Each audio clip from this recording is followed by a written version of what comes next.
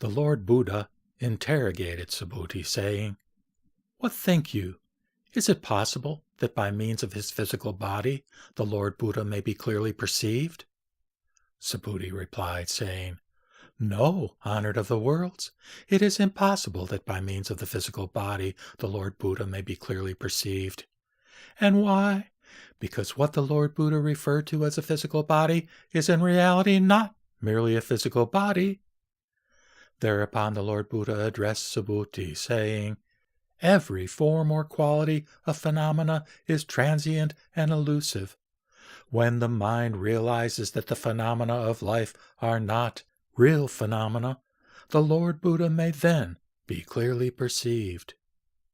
Subhuti inquired of the Lord Buddha, saying, "Honored of the worlds, in future ages when this scripture is proclaimed amongst those beings destined to hear, shall any conceive within their minds a sincere, unmingled faith?"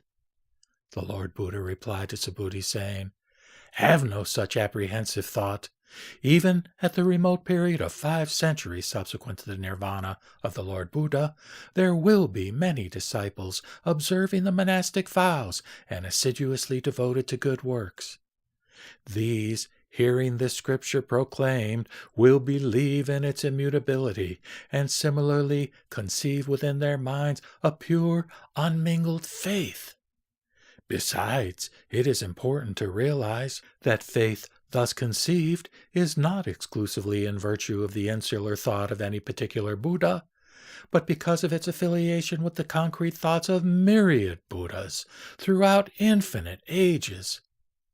Therefore, amongst the beings destined to hear this scripture proclaimed, many, by momentary reflection, will intuitively conceive a pure and holy faith.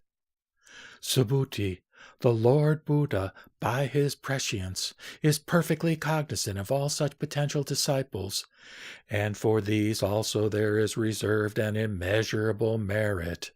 And why?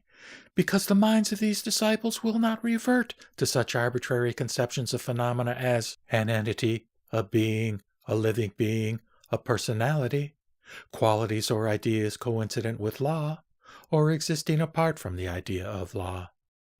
And why? Because, assuming the permanency and reality of phenomena, the minds of these disciples would be involved in such distinctive ideas as an entity, a being, a living being, and a personality. Affirming the permanency and reality of qualities or ideas coincident with the law, their minds would inevitably be involved in resolving these same definitions.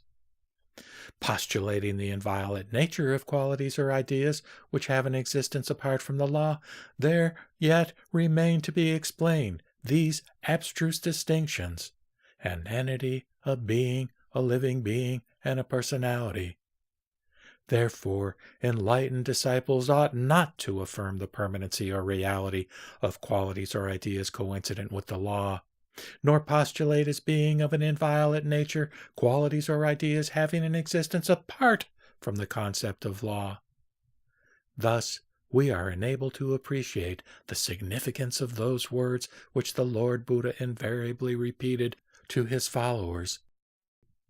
You disciples must realize that the law which I enunciated was presented before your minds in the simile of a raft. If the law, having fulfilled its function in bearing you to the other shore of nirvana, with its coincident qualities and ideas, must inevitably be abandoned, how much more so inevitable must be the abandonment of qualities or ideas which have an existence apart from the law?